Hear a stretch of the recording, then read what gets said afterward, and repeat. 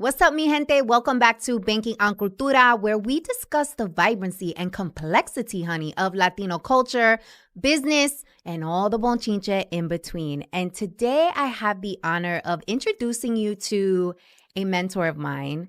She's kind of like my fairy godmother, really.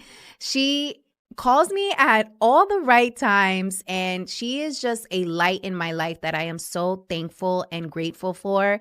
And I'm really excited to have the opportunity to share her with you, the community, because you're going to fall in love with her just as quickly as I did when we first met.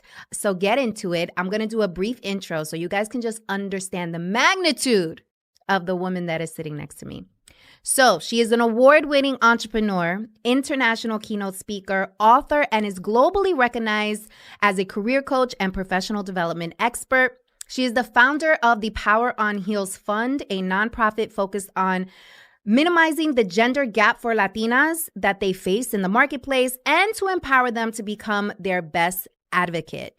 And it's so interesting when I was reading her bio and I was like, how am I going to introduce this woman? Because to me, outside of the professional accolades, outside of her expertise, she is just one of the most beautiful human beings that I've had the pleasure of getting to know. And again, just really grateful to have her in my life. So without further ado, I introduce Miss Ivette Mayo to the community.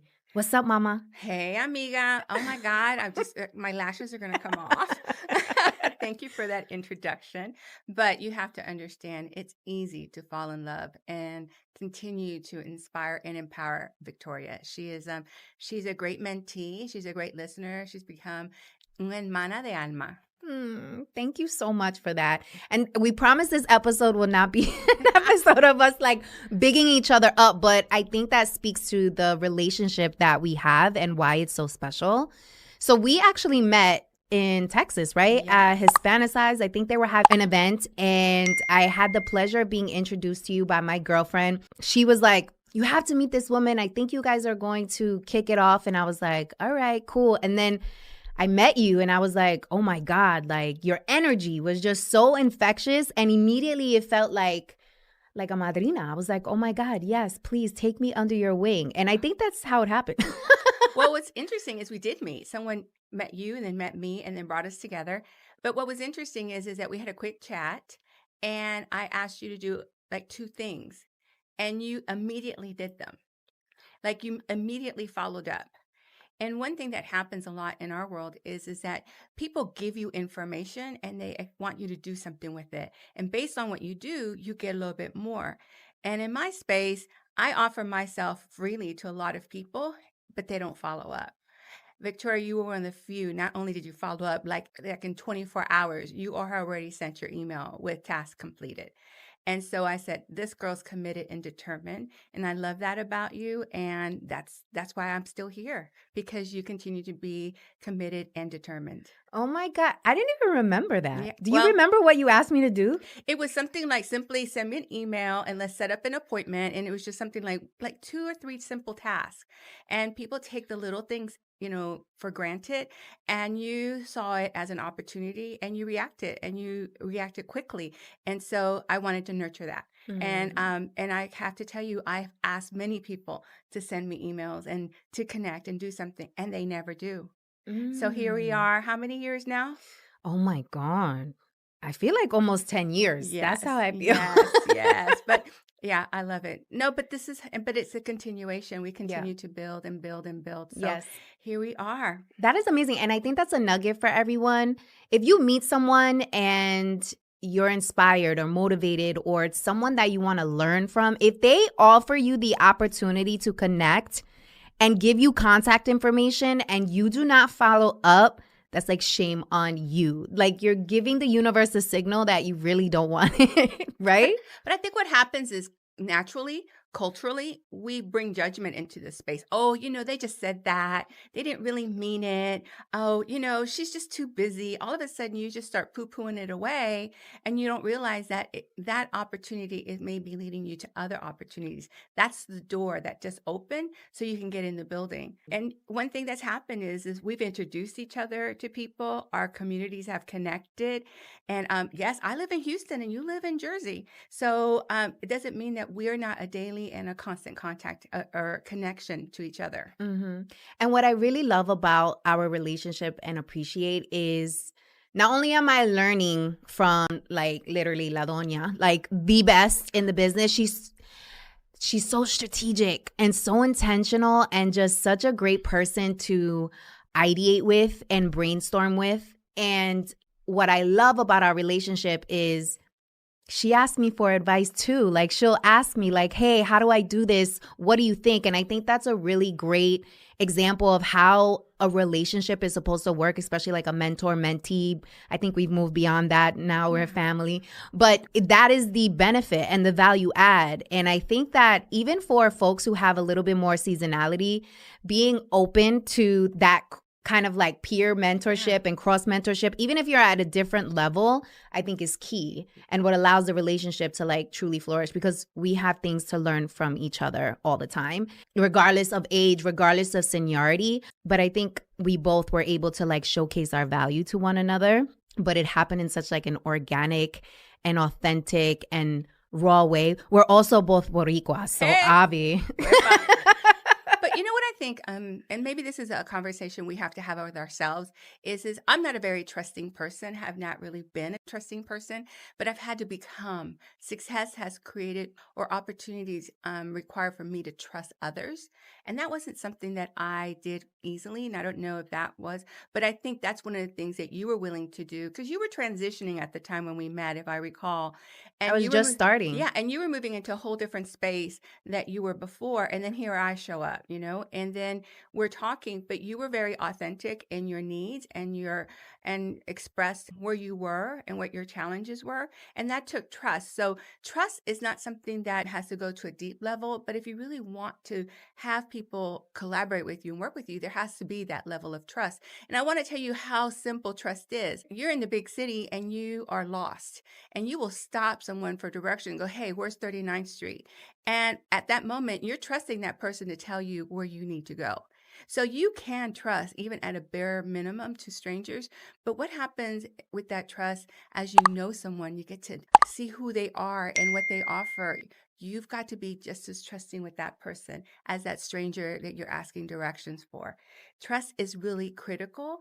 And I'm not saying you have to give them your children, your money, your passwords. No, you just have to give them the chance to tell you what they need to tell you. And you need to believe in that and do something with that. I love that analogy. That's such a great example because I feel like a lot of people do struggle with trusting, especially showcasing vulnerability. It's like, no, I have to be strong and I have to showcase like I have it all together. Yeah. But in those moments of vulnerability is when you're actually able to receive help, right? And allow yourself to. And then the other component with trust comes doubt. Yes. Ay, Dios mío, la duda. La duda mata gente. Doubt kills people.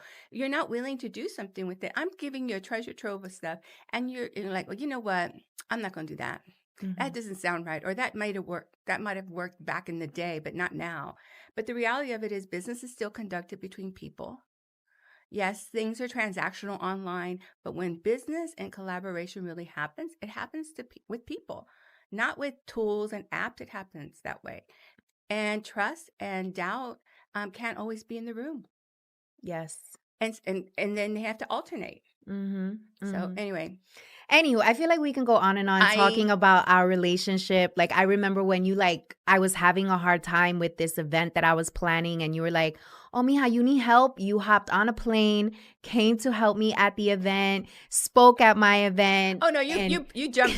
We set up tables and chairs. We set up tables, chairs. Like, you were so, so helpful and just came through for me in a way that I was like, oh, my God, this woman is so special to my heart. And I was like, oh, Yeah. I got to keep her tight. My daddy, she always asked about daddy. Papi. And, you know, it's just a vibe. And I hope you guys find those relationships. But I think this is one of the things that we, you know, how shameful is that that what I did was a rarity, right? That it stood out among so many, and you were surrounded by so many people you did know.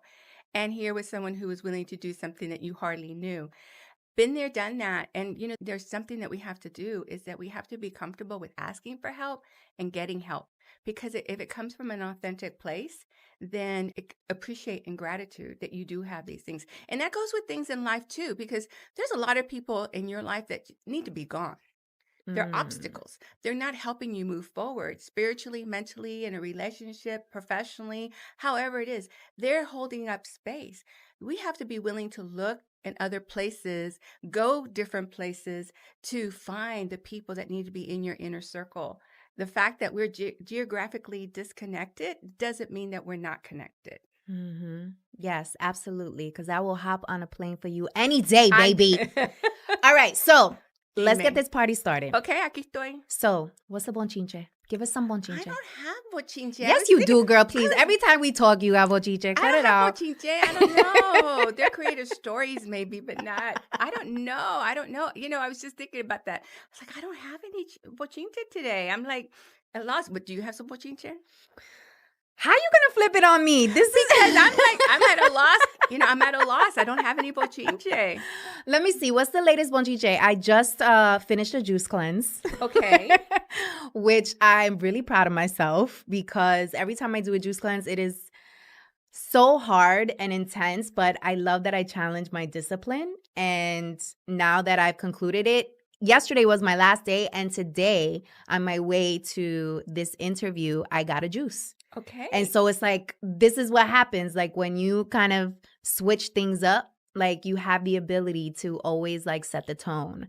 So really proud of myself for that. Me too. And looking forward, you know, to continue this weight loss journey, honey, because you already know how difficult it is. But it's been a beautiful, beautiful, beautiful self-exploration journey and really forcing myself to like face myself.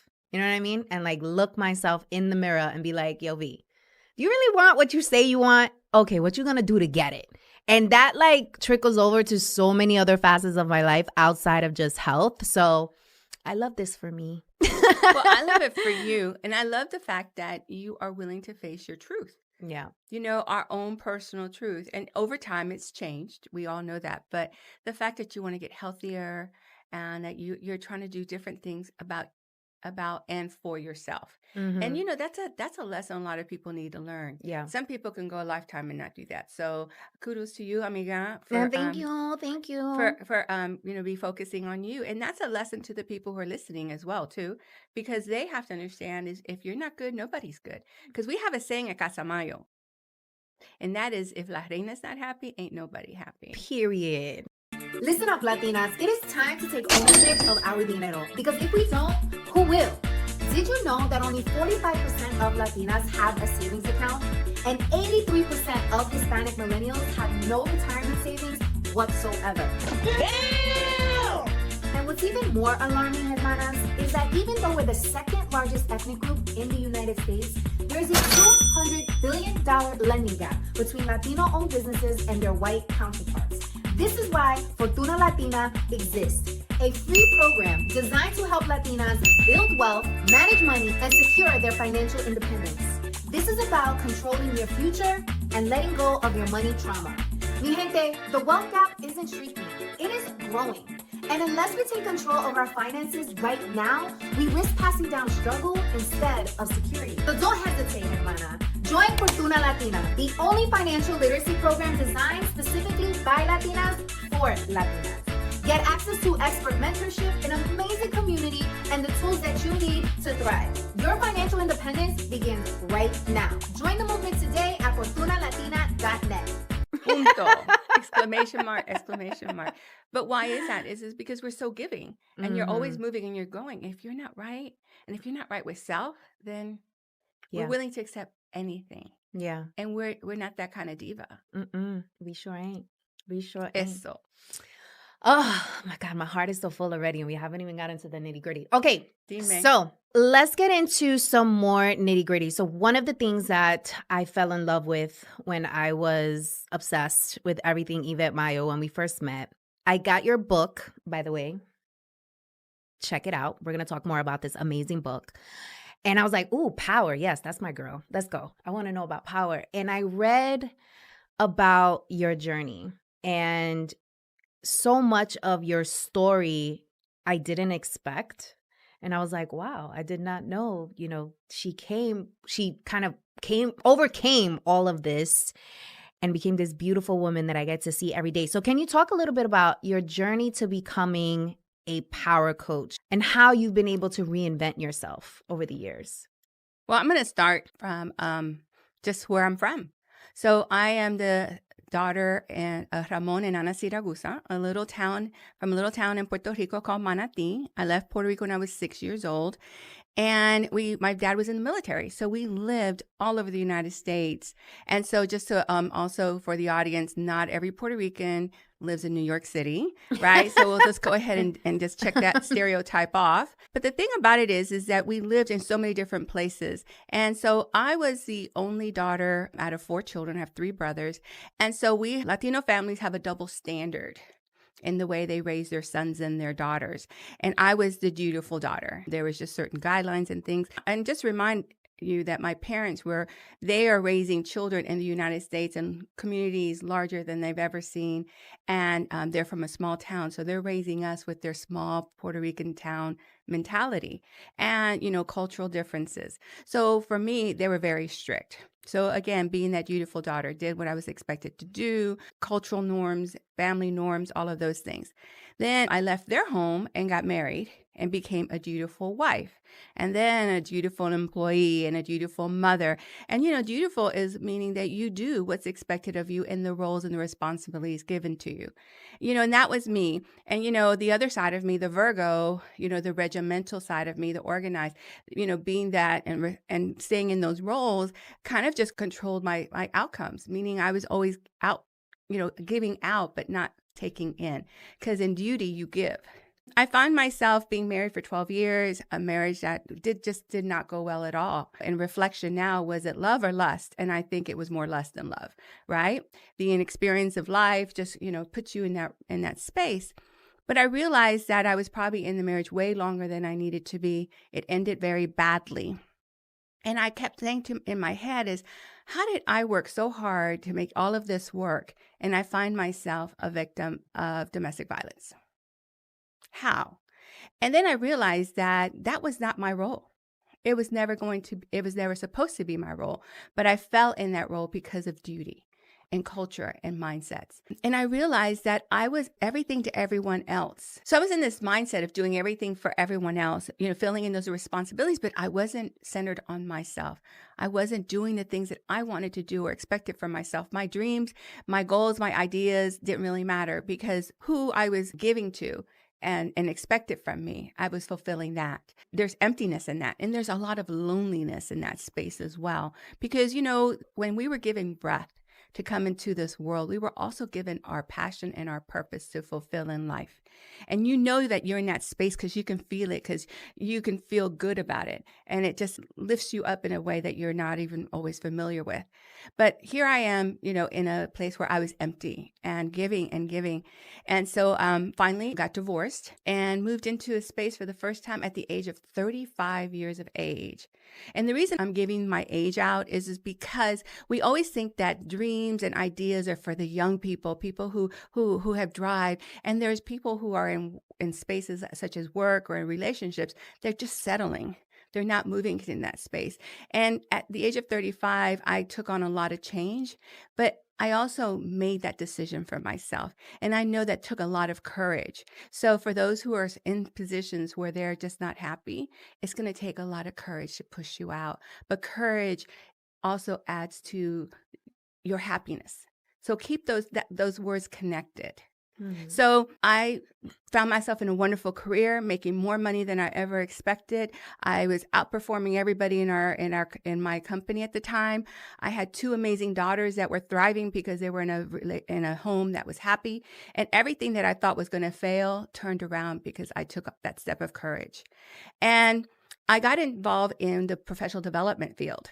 I Can was I pause you real quick? Because this is a significant part of your story. And I think what makes you so powerful and your ability to help people see the power that exists within them. This courage piece. You were in a marriage, verbally, physically assaulted, abused. Like, what was the turning point? What was the shift that you were like, all right, I'm done? Like, where did the courage come from? Well, it's funny when someone tells you that you're not this, you're this, you're that, and you in your mind you're saying, "No, I'm not that." And I think it was just billowing, this billowing. It was just kind of like that last grain of salt that just tipped the scales. But I think what happened is again worked in a marriage that that I personally put everything I had into it. And I was getting nothing back. And so this particular one time, and I know it sounds crazy, it sounds cliche, but it just took this one time for somebody to come home and decide that your life wasn't significant enough, that you shouldn't exist, right? And at that point, it wasn't about me. It was what I wanted my children's narrative to be too.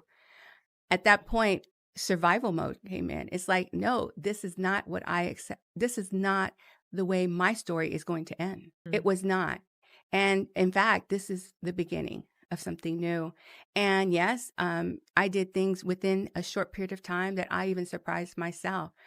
But the best part about it is getting out of something that hurts you, doesn't build you up. If anything, takes from you Mm-hmm. and gives you nothing in return. Mm. And we can't let those traditional mindsets, like I'm doing it for the kids or I'm doing it because it's the right thing to do. You got to choose you. And in that moment, I chose myself. And by choosing me, I chose my future. And that was more important to me than letting anybody do anything more to me in that situation. You also had a friend that Oh, helped you, that looked out. And I think we all need this kind of friend in our lives. So can you talk about how she helped you? well, she had been witnessing this scenario for quite some time, and as a friend, she helped. She was like a second mother to my children, and she was my community. She was my go-to, and you know, did all the legal matters, did everything, and then I realized what an attorney was going to cost, and it wasn't how was I going to pay for it, but I just needed to pay for it. I got to her and I told her what was happening that day because she was bugging me all day, checking in with me. And I went to her house and she said to me, "What's going on?" And I explained to her. She handed me a blank check and she says, "There's X amount of money in that account and take some of it, all of it, but don't let money keep you from staying in this space." She made a sacrifice. Our friendship and me mattered to her. And at that moment where I was choosing me and courage was what I was holding on to, she took away the biggest challenge at that moment for me. That meant the world to me. It has led me to where I am right now. That simple blank check. I love that. I love that. So fast forward, you decided to leave. Your friend blessed you and you skyrocketed from there. Career amazing, kids are blossoming, life is fabulous. You entered the professional development space. Take us from there. Well, and there's a lot going on, but I want to kind of add something too, because in that space, maybe about within 2 years of that moment, that difficult moment, I found someone to love and someone who loved me. But most importantly, as I said in my prayers, was I wanted someone perfect for me that loved me the way I needed to be loved and accepted me as I was. So loved me for who I was. And somebody came in. But what's amazing is 25 years later, it's still just as amazing because we got married. So even when you think it'll never happen, it will happen, even after the worst scenarios. So it goes back to having people in your corner who supported you. So I moved into the professional development space, as you stated. I got involved in what I believe to be my purpose, to be a teacher, to hear people get information from you, and then all of a sudden they go, they inhale. That was always my cha-ching. When that meant to me that they just received something that was going to help them propel their career, to help them personally, professionally, whatever it was. They received something that was going to change them when they went. So I did that, and then moved into my own entrepreneurial space, created my own consulting firm, working on diversity and professional development with a cultural twist. And I found myself going to training rooms and still seeing only white men in the room. And I realized that in corporate America, there were structural biases in terms of how they even developed their leadership. You had to be a certain level of leadership to have access to leadership training. They didn't do anything to create a strategic plan or growth strategy for future leaders. They weren't creating leadership funnels. And I found that most of the time, people of color, especially Latinas or women of color, we weren't having access to that training. So I started working with organizations around the country to help develop leaders within communities. I've worked with Alpha, I've worked with ASE out of Chicago, I've worked with different organizations to help bring that leadership into space. And I associate a lot of what I do with the word power, because we all have personal power. We have strengths that we give away, but we have strengths that we have to develop. You have to strengthen your power. So power is a big word for me, because I tell women all the time is that we give our power away with little things. We have to learn to capture that so we don't give it away at our big things. Quick example. Honey, what do you want for dinner? Oh, I don't know. Whatever you want. And you do that with ease. And before you know it, you're eating Chinese and Italian, 5 times a week, because that's what they like. But the reality is that simple giveaway becomes harder, because when you have to make a real important decision, you haven't worked that muscle enough to know that you're making an important decision. You let others make important decisions for you. You talk a lot about this power, and I think power is like this energy, this aura, this essence. Who we are. Talk to us about, your theme around this power. Like what does it truly mean? Like if you came across someone and you started speaking to them about their power, like what would you pour into them? I think your power is recognizing your strengths, who you are. We know some people who are kind. We know people who are introverted, extroverted. They understand technology. Everybody has a power, but everybody has this unique energy that they give, right? And when they get it back, they give even more, right? And I think one of the things that we have to realize is, but our power comes in different ways too. Our energy also comes from our truth, our words, right? You hear it all the time. You say what you are. And I think one of the things that we do is that we get caught up in our duties and our roles. We forget who we are. And we don't share our power fully because we're doing what's expected of us. And I think that for us to be successful, we have to be comfortable in breaking those norms of expectations. Because, it's like traditions. We have amazing traditions, but remember, traditions were created by people in a different time under different situations, right? So they teach us a story or a belief, but what we do is we mimic the behavior, and that behavior doesn't apply. The belief does, but not the behavior. So how do we break that? So I think one of the things that we have to do is we have to be comfortable in breaking those rules of expectations. So to let our real power shine, our real essence, authentically ourselves. Mm-hmm. One of, here on Banking on Cultura, we're all about getting comfortable in your own skin, owning your Latinidad, embracing your power, and releasing it out to the world. For a lot of people, that's really difficult because they've been preconditioned to believe they need to look, they need to talk, they need to sound, they need to do all these things to be successful except be themselves. So what is your advice for people who are yearning for this type of power? Like they want to break free, they want to break some rules, they want to color outside the lines. What is your advice to them to get this party started so they can live more freely?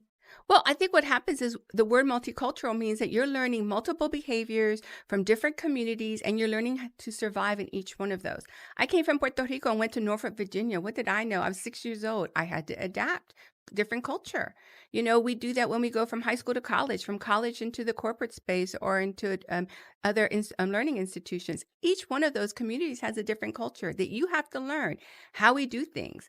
But I think one of the things is that you also do things slightly different. So why not begin to have the confidence to introduce those things into situations, give a different perspective? They hire us because we're people that represent a community different than the community that they are currently serving. Why? Because we bring new ideas. That's called innovation in our world, right? That's how it translates. Don't be afraid of bringing innovation into the community. That's why you are there. If you're not using your power, if you're not sharing and you're not influencing the outcomes, then you're not doing what's good for you and good for everyone else. We can't hold back. In our culture, we talk about being quiet. Don't bring attention to ourselves. That 1960s segregation mentality doesn't serve us anymore, because the communities that are unlike ours, they use silence as a weapon against us because they know we're going to be quiet. We're just going to get along. We have to feel comfortable in raising our hand and saying, hey, can we consider something different this time? I like to offer an idea. Mm-hmm. Mm-hmm. Simply say something like that. So that way you can table an idea and influence it. Even if you move the needle 2 steps near you, you've moved it. Now you can continue to move it because they've accepted it and now they are comfortable with it. Silence is something that is used against us, but we use it against ourselves. We are afraid to speak up. There's that word courage again. Mm-hmm. Mm-hmm. We have to have the courage to create change. I think one of the main takeaways from your book, by the way, A 30-Day Guide to Your Power, Powerful Outcomes Through Powerful Words by Ivette Mayo. Go get you it. It is thebomb.com, because one of the ways that I think people can really start this journey of courage and speaking up, you have this section in the book called not affirmations, but affirmations. Talk to us a little bit about why affirmations are critical and so important. So the book starts with the very first quote. It says, "Know thyself," by Socrates. This was said thousands and thousands of years ago by a man. But these words are so important for us to know and to accept. Why? Because in order for you to change the world around you, you have to know your own strengths and you have to know your own weaknesses. I shared with you that I was that dutiful daughter. And everybody used to tell me I'm this, I'm that, I'm this. But you know what? I'm a creative. I'm an organized extrovert. I love color. I'm a helper. I can think of a whole list of things that I am. But those things, I'm a leader. I'm a leader. I'm a philanthropist. I'm CEO of a company. You're a MILF. Excuse me. I have 5 companies. I don't have 1. I don't have 2. And I've written a book. But no one told me I was those things or could be those things. Right. So people spoke to me what expectations to me my whole life. I was too dark. I was too tall. I even was told I was too pretty at times. Oh my God. No, all the time. It's can crazy. I just, I would say something but please, yes, say it, no please. Me joda con eso, right? No me joda. Why is that crazy? So my whole life I spent fulfilling those rules, those compartments. Mm-hmm. And some of you may feel that way too. But the thing about it is that I got to a point in my life that I was redefining who I was. I had to realize who I was, what were my strengths. And I spoke power to truth. I spoke my power. I was no longer letting someone's ideas of me shape me and my future. That was done. Se acabó. Ya, pa fuera. We're done. Right? But the thing about it was at that moment, I started writing like a journal, started writing things. And I started telling myself things that I found true within myself, that I wanted to believe and just inspire in myself. I was no longer using someone else's words to define me. I was using my words to define me. And so I started creating this thing called affirmations. Instead of saying, I am powerful, I created a statement to say why I believe I was powerful and use those words to continue to inspire me. So it was myself inspiring my self-truth. So affirmations is the product of that. Now, this is the teacher in me now. Is that you must do something 30 days consecutively for that habit to continue or discontinue. Smoking. You got to do it for, somebody starts and stops in a week. No, you didn't do it long enough to break the habit. You have to do this for 30 days. That's how the human behavioral system is changed. So that's why it's a 30-day guide. If I can get you to do this for 30 days, this will be a continuum of you empowering you. Interesting. I did not know that that's why it's called a 30-day guide. Interesting. Ya sabe. I didn't know that fun fact. Thank you so much. Okay, so so after you go through the book and you have frameworks that you put in here, which I think are super amazing, we learn more about your story, and then it gets into, you're kind of journaling throughout the entire book, really. Yes. And taking notes. I know I did. So towards the back of the book, you have put in here, which I love so much, and I actually have it written. So for those of you watching, this is real, okay? It's 30-day journal of affirmations, and it's all about power mantras. And one of my faves was day 6. So you have each day you're listing kind of like your 30 days. So on day 6, I was doing the affirmation, I am diamond. Oh my gosh. So talk to us about what is I am diamond, and then I'm going to read what I wrote. Okay. Well, the 30-day guide, and when you do this, is I actually give you 30 different affirmations to start with, and then I give you an example of an affirmation to inspire your thoughts. So thank you so much for doing the work. You see, you have to be willing to work to create change to build success. You see that? You see how that works? So then here is an example of one of those, day 6 in this case, which is I am diamond. This is what I wrote to inspire. And then Victoria, then you'll share yours? Yes, absolutely. I love it. Okay. I am diamond. I have been created under extreme temperatures and pressures. You may not see my imperfections that lie deep below my surface. They do not define me, but rather inspire me. The things that are inside of me have no effect on my beauty or brilliance.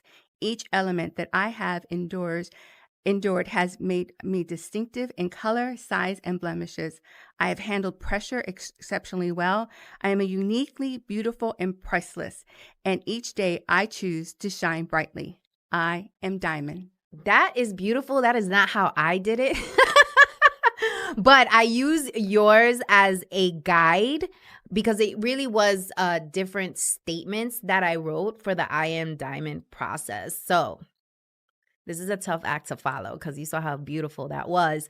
But really what came to mind when I was doing this, I wrote, I am diamond and precious.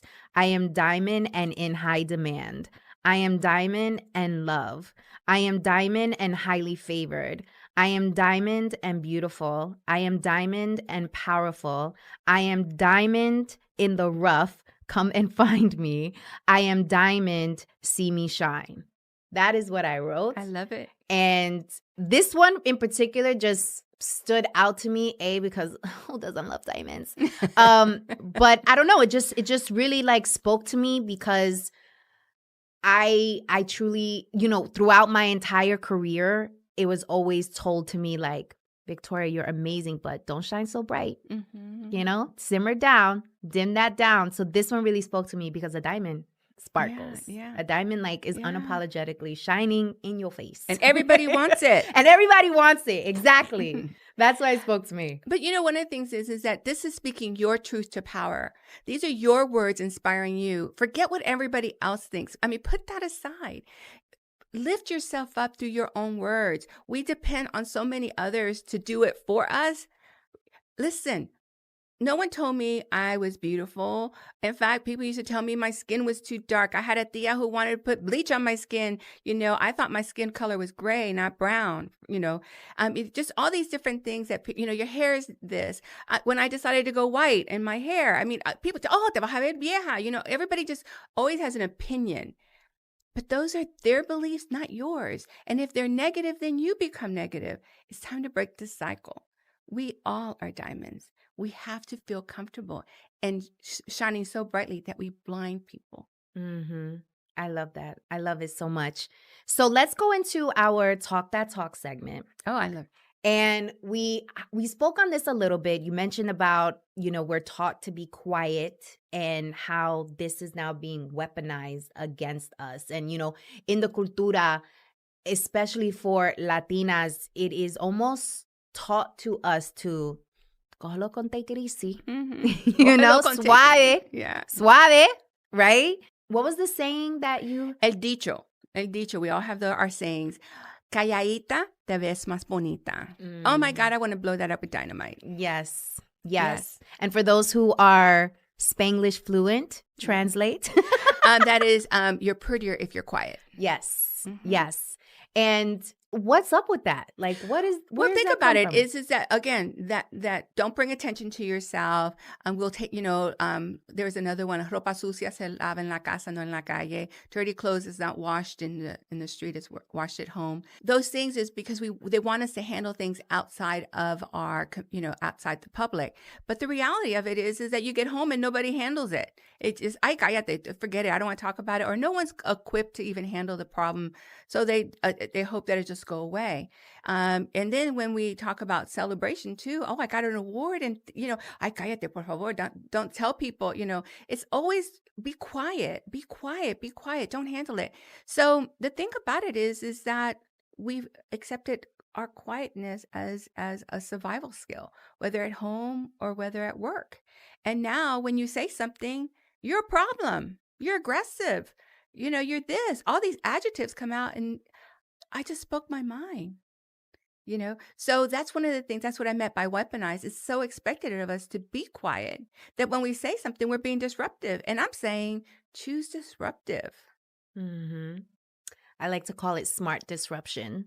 It's easier for people to digest a little bit.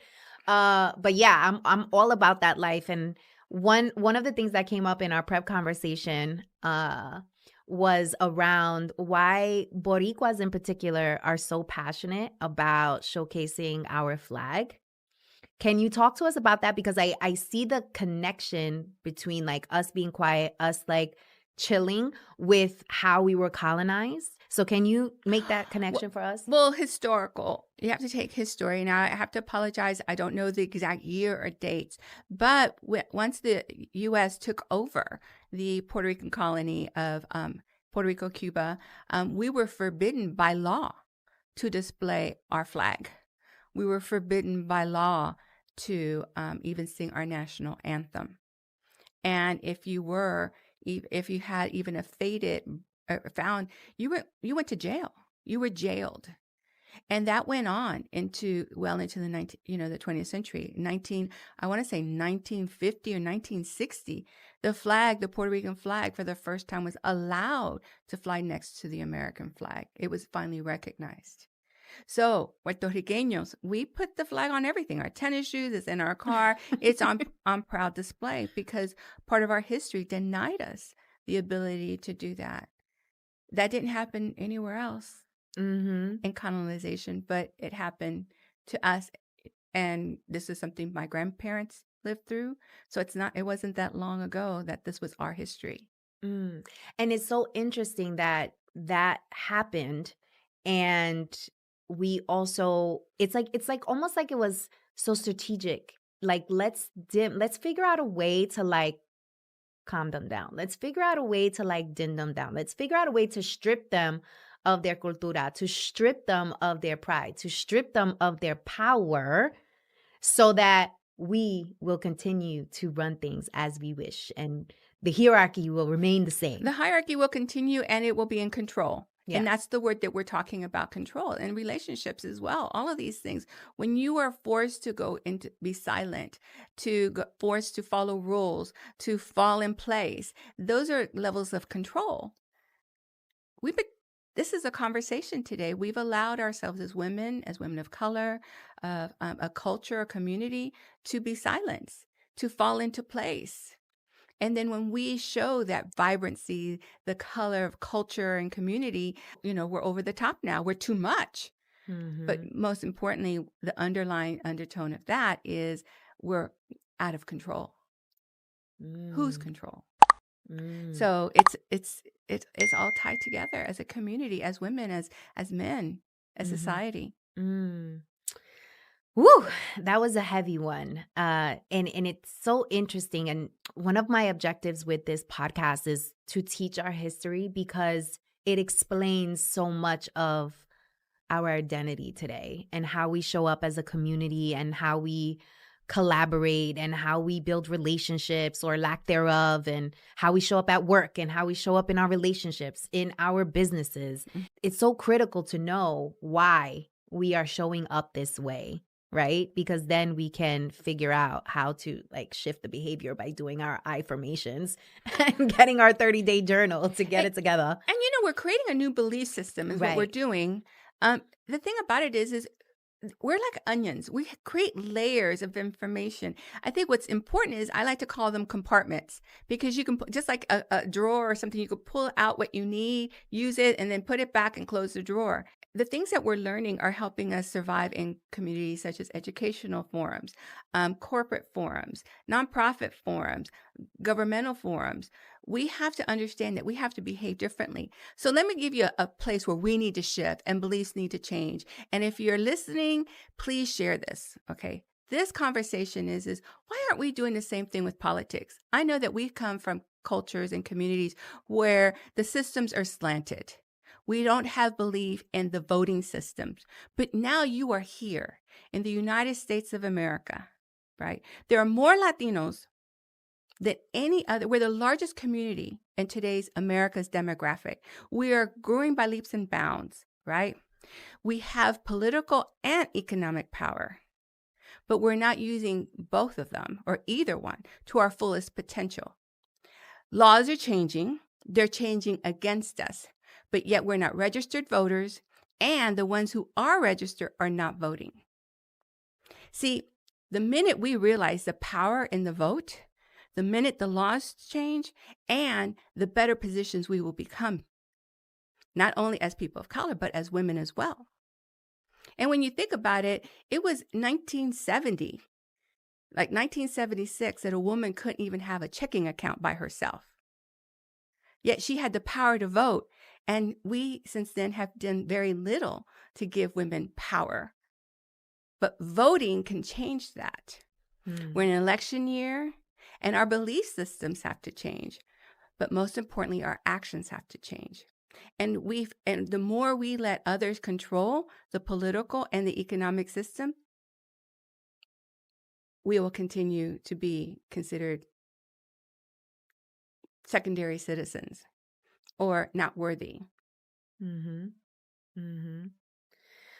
I feel like that's a whole other podcast episode that we can do on the politics and But we're how talking we about show power. up. But yes, absolutely. I totally agree with you and am aligned with that, to your point of breaking old belief systems and building new ones and committing to those new beliefs, even though it may be really comfortable to kind of go back to like, the But you old can always beliefs. go back. Yeah. Yeah.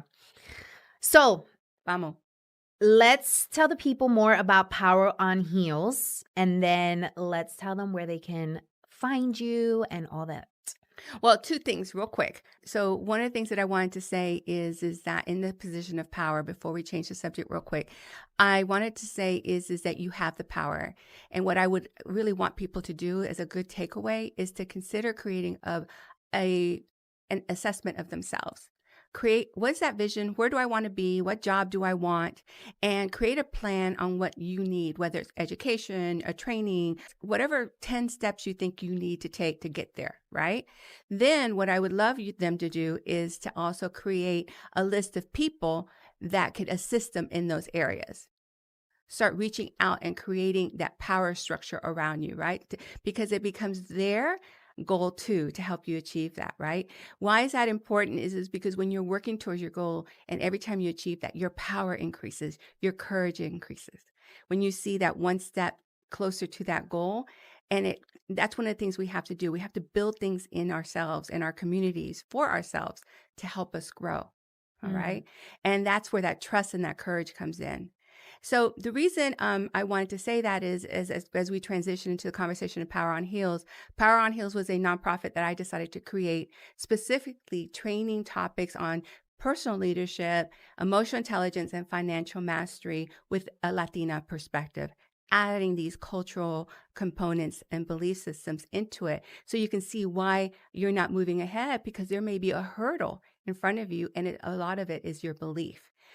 We help women build economic wealth for themselves and their families. Because if you change the life or the economic life of a Latina, you change her family and the generations to come, but also the communities they serve. They prosper as well. So building us up as a community is what Power on Heels is, helping every Latina become her own best advocate and defining her power and her strengths wherever she serves. And that's so important to build that courage and that confidence in these women. As you say, there's badassery in our DNA. Yes. I love that. They're full of badassery. But we're not giving it away. We're not sharing it. We're not shining like diamonds. And that's what we are focused on doing. We do professional development training. We're not a big networking event. We do fundraising.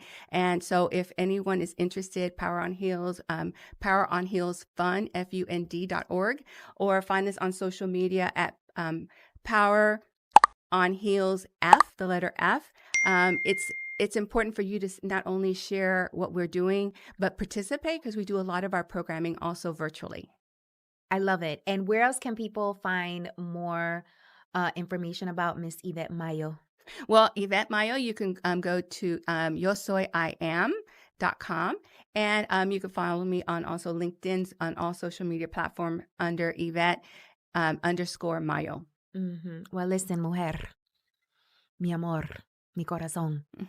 I appreciate you so much for being here. Oh, you know I love you, girl. I love you even more. I got on a plane. I know you did. You got on another plane to come here and film in the studio, and your boo thing is outside the studio waiting patiently. He is the bomb, and I am just so grateful and thankful for you being here, and I hope you guys have gotten a lot out of this episode. As always, we love, love, love your feedback. So make sure to put your comments. Let us know if you are going to journal now and do some more affirmations. Make sure to subscribe, all that jazz, and check in with Ivette. Grab her book. We'll put it in the show notes. I appreciate you guys so much for being here, and I'll see you on the next episode. Listen up, Latinas. It is time to take ownership of our dinero, because if we don't, who will?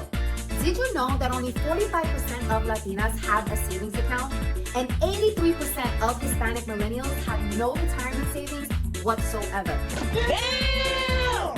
And what's even more alarming, hermanas, is that even though we're the second largest ethnic group in the United States, there is a $200 billion lending gap between Latino-owned businesses and their white counterparts. This is why Fortuna Latina exists, a free program designed to help Latinas build wealth, manage money, and secure their financial independence. This is about controlling your future and letting go of your money trauma. Mi gente, the wealth gap isn't shrinking, it is growing. And unless we take control of our finances right now, we risk passing down struggle instead of security. So don't hesitate, hermana. Join Cultura Latina, the only financial literacy program designed specifically by Latinas for Latinas. Get access to expert mentorship, an amazing community, and the tools that you need to thrive. Your financial independence begins right now. Join the movement today at fortunalatina.net. Hey guys, if you enjoyed this video, I'm pretty sure you're gonna love the next one. So make sure to click right here and tap into the next episode.